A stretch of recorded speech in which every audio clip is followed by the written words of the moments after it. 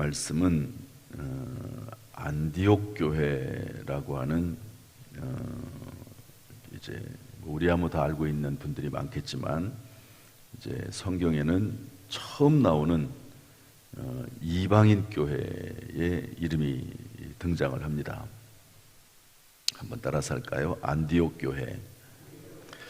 안디옥 교회는 참 독특한 교회입니다. 독특한 교회. 하나님께서는 땅끝 선교를 꿈꾸셨습니다.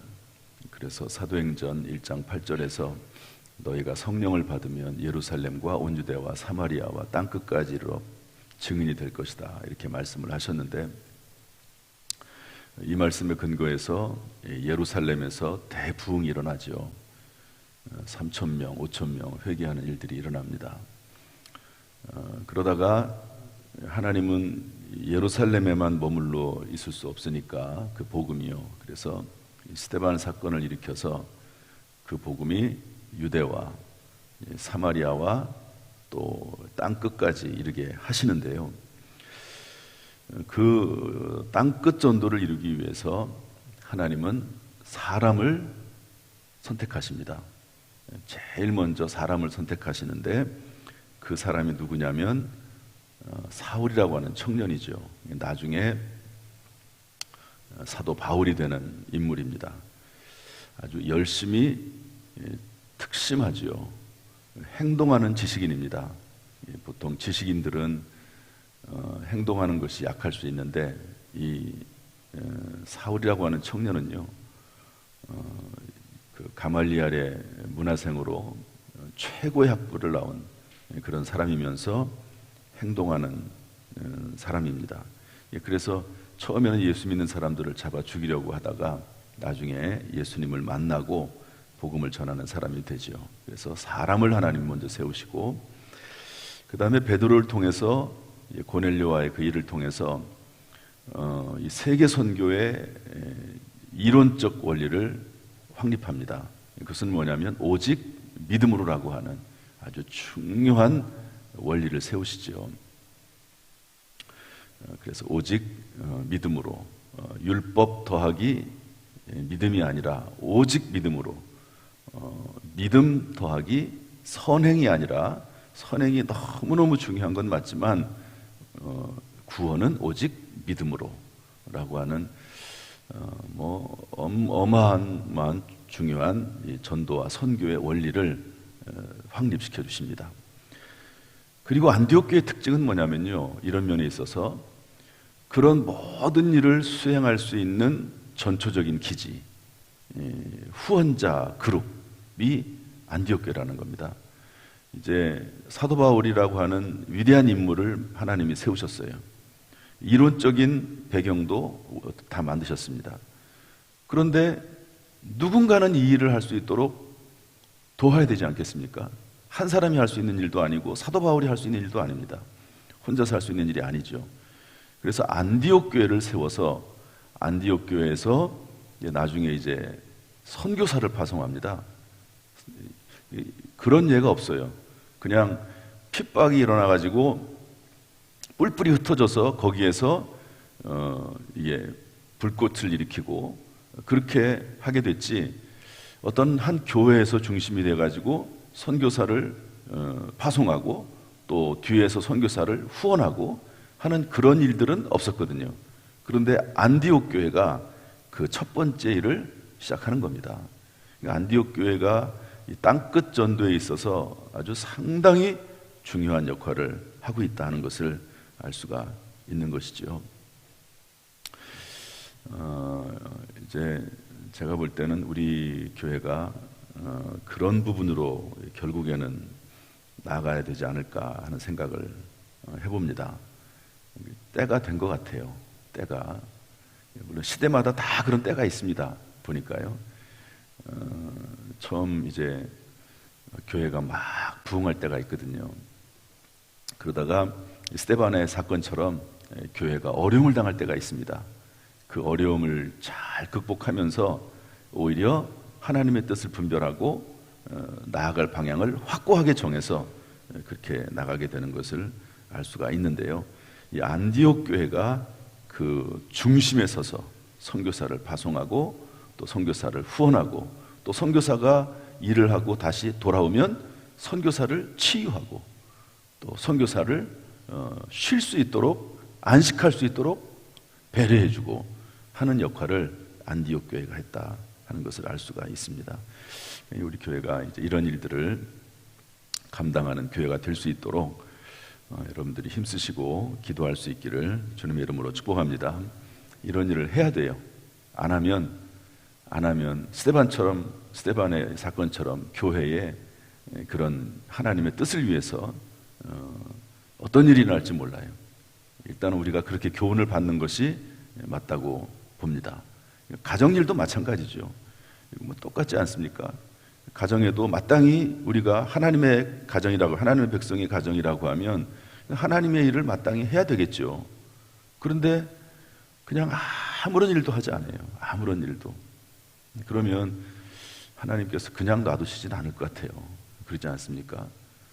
하나님께서 사명이 있으니까 이 땅에 남겨두신 건데, 사명이 있으니까 그 가정을 다 구원하시고 부르신 건데 아무런 일도 감당을 하지 않아요.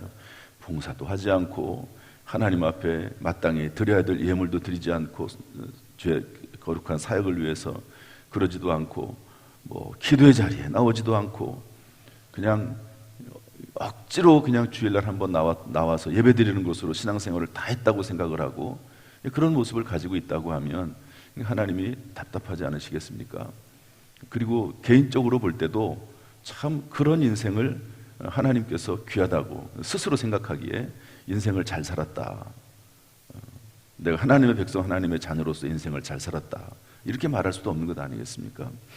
그래서 이렇게 땅끝 선교를 하나님이 선포하셨고 사람을 만드시고 원리를 확립하시고 그 다음에는 교회를 하나님께서 세워서 이렇게 땅끝 전도를 아주 착착 계획에 따라서 하나님의 뜻과 섭리에 따라서 진행해 나가는 것을 볼 수가 있습니다. 그런데요, 중요한 한 사람이 등장을 합니다. 바나바라고 하는 사람인데요. 한번 22절 말씀 한번 읽어보겠습니다. 22절 말씀 다 같이 시작. 예루살렘 교회가 이 사람들의 소문을 듣고 바나바를 안디옥까지 보내니, 그러니까 이 안디옥에서는 유대인에게만 복음을 전하는 게 아니라 헬라인에게도, 이방인에게도 복음을 전해서 이방인 교회가 생겼다는 거예요. 참 놀랍습니다. 이방인 중심의 교회가 생긴 거예요. 그러니까 놀랍죠. 그래서 예루살렘 교회가 바나바를 안디옥에 보냅니다. 그래서 바나바가 안디옥 교회의 목회자가 됩니다. 예루살렘에서 파송한 안디옥 교회의 목회자가 되는데요. 그런데 바나바가 도대체 어떤 사람인가 하는 게 중요하지 않습니까? 우리 24절 말씀, 25절 말씀 한번 읽어보겠습니다. 24절, 25절 시작. 바나바는 착한 사람이요 성령과 믿음이 충만한 사람이라 이에 큰 무리가 주께 더하여지더라. 바나바가 사울을 찾으러 다소에 가서, 이게 이제 교회 리더십이거든요. 오늘 설교 제목을 방송실에서는 교회의 리더의 모습 이렇게 해주시면 고맙겠습니다. 교회의 리더의 모습 한번 따라합시다. 교회의 리더의 모습. 다시 한번 교회 리더의 모습. 첫 번째로는 착한 사람 이렇게 되어 있습니다. 중요한 것은요, 성령과 믿음이 충만한 사람보다도 앞에 있다는 거예요. 여러분, 성경에서 순서는 중요합니다. 그냥 어떻게 쓰다 보면 우연히 썼지 그게 아니거든요. 믿음과 성령이 얼마나 우리가 성령을 강조하고 믿음을 강조합니까? 그런데 그것보다도 앞서 뭘 썼냐면 착한 사람, 이걸 썼어요. 교회 리더의 중요한 모습 중에 하나는 착한 사람이다. 그런데 여기 착한 사람이라고 하는 말은 뭐냐면요, 마음이 착하다는 의미가 아닙니다. 여러분, 이제 이 바나바의 이야기가 사도행전에 몇 번 나오거든요. 사도행전 4장에는 바나바가 구제와 선행을 많이 했다 그렇게 돼 있고, 그리고 자기의 밭을 팔아가지고 사도들의 발 앞에 놓은 사람입니다. 그러니까 착한 건 맞아요. 그런데 행함이 있는 착함입니다. 그냥 마음만 그냥 착하고 너그럽고 그냥 저 사람은 그냥 착한 사람이야, 사람이 좋아, 이런 의미가 아닙니다. 이런 착함의 의미가 아니고요, 구제와 선을 행하는 사람으로서 그 선한 마음을, 의지를 가지고 그것을 표현할 줄 알고 그렇게 그것을 행함으로 나타낼 줄 아는 이런 사람으로서 착한 사람입니다. 그냥 혼자만 그냥 착해가지고 그런 의미를 가지고 있으면 의미가 없죠. 내가 선한 마음을 가지고 있어요. 그러면 그것을 어떤 분야가 됐든지 간에 어떤 자리에서든지 간에 그것을 행동으로 표현할 줄 알고 내가 의지를 가지고 하나님의 말씀에 순종함으로 그것을 나타낼 줄 아는 이런 의미에서 착한 사람입니다. 바나바는 그걸 할 줄 알았어요. 그래가지고 여러분, 사도 바울이, 사울이라고 하는 청년이 예수를 믿게 됐는데 사람들이 다 두려워하잖아요. 그런데 그 사울에게 찾아가서 그를 예루살렘 교회로 데리고 와서 사람들에게 소개해주고 교회의 일꾼이 되도록 하는 일을 하거든요. 얼마나 착한 일입니까? 착한 마음뿐만 아니라 착한 행위가 있는 거거든요. 착한 행위가 있는 겁니다. 누가 그 일을 하겠어요? 자기도 두렵지 않겠습니까? 그런데도 찾아가서 바나바를 데려다가 예루살렘 교회, 어떻게 보면 기득권층이죠. 교회 기득권층입니다. 이분들에게 소개하고 알려주고 그리고 이 사람을 신뢰할 수 있도록 만들어주고 하는 역할을 했다는 의미에서 착한 사람입니다. 그래서 착한 사람이라고 하는 의미는 착한 행동을 하고 착한 행위를 하는 이런 사람이라고 볼 수가 있는 것이지요. 교회 리더십은 그런 리더십이고요.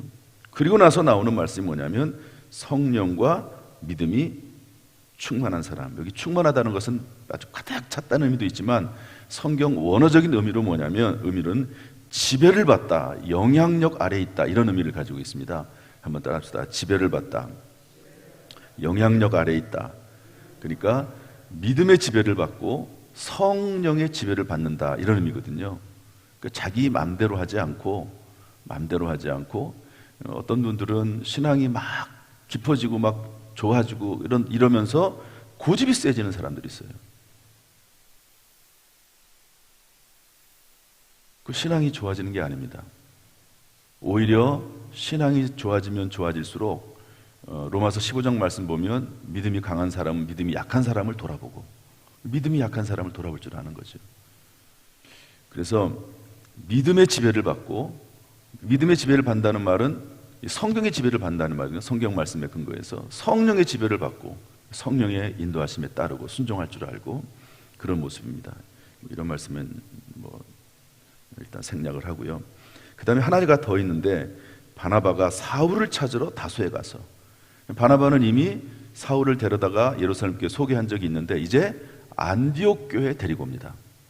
그래서 안디옥 교회에서 함께 공동 사역을 합니다. 함께.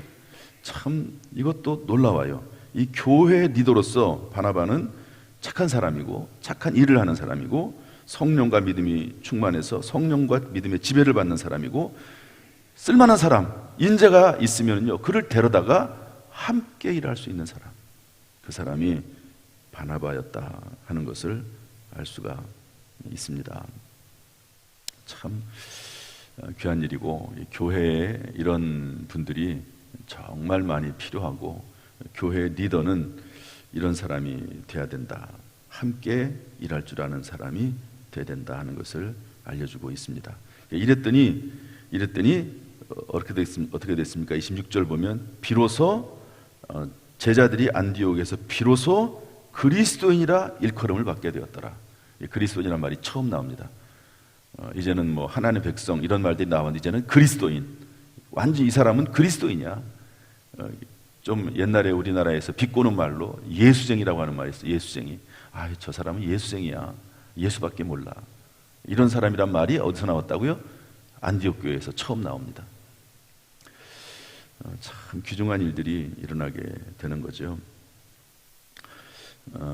어떤 분들은 자기의 자기가 예수 믿는 걸 숨기는 사람들도 있습니다. 교회에서. 교회가 아니라 저 사회 생활하면서. 그런데 이제 사회적으로 막 안디옥 교회는 저 사람들은 예수 믿는 사람들이야, 그리스도이냐, 예수쟁이야, 뭐 이렇게 소문이 다 퍼지게 됐다는 이제 그런 이야기입니다. 오늘 기도할 때 정말 우리 교회의 모든 교회들이 뭐 다 그럴 수는 없겠죠.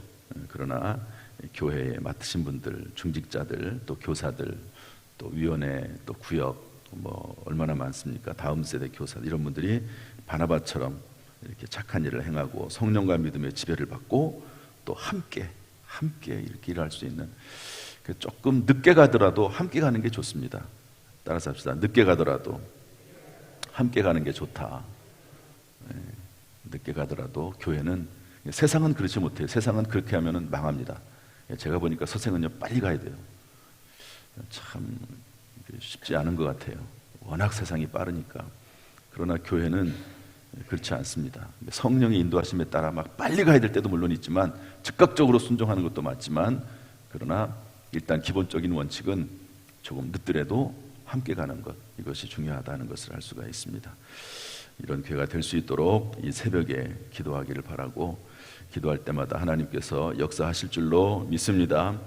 오늘도 기도하는 자들에게 하나님이 은혜 베풀어 주시고 그 마음을 소원을 주시고, 특별히 새벽 기도에 주의 전에 나와서 기도할 때마다 하나님께서 영혼 육간에 강건하게 하시고 모든 일이 합력해 손을 이루게 하시기를, 또한 그 자녀손들이 잘 되게 하시기를 주님의 이름으로 축복합니다. 기도하겠습니다. 하나님 아버지, 오늘 안디옥 교회와 또 바나바라고 하는 위대한 인물에 대해서 배우게 하시니 감사합니다. 하나님이여, 바나바같이 착한 일을 하는 사람, 성령과 믿음의 지배를 받는 사람, 함께 일하는 사람들이 많이 일어나는 우리 교회가 될 수 있도록 인도해 주옵소서. 지금도 그런 분들이 많아지게 하시니 감사합니다. 그렇게 수고할 때마다 교회가 드러나게 하시고 하나님께 영광이 드러나게 하시고 평생의 복이 될 수 있도록 은혜 베풀어 주옵소서. 간절히 원합니다. 이제 또한 한 주간을 시작합니다. 우리 모든 성도들 눈동자처럼 지켜주시고 승리하게 하시고 악한 영 사탄 마귀 병마 틈타지 못하도록 하시며 하나님이 보호해 주옵소서. 성령의 불을 내려 주옵소서. 지혜와 지식의 말씀으로 충만하게 하시고 성령의 은사와 성령의 성품 열매가 풍성하게 하여 주옵소서. 예수님의 이름으로 축복하며 기도하옵나이다. 아멘. 이제는 우리 주 예수 그리스도의 은혜와 아버지 하나님의 무한하신 사랑과 성령님의 교통하심이 이 시간 좌편하와 예배드리며 기도하며 찬송하는 모든 성도들 한 사람 한 사람 머리 위에, 그 가정, 직장, 사업, 자녀, 심령 위에 함께 하시기를 간절히 축원하옵나이다. 아멘.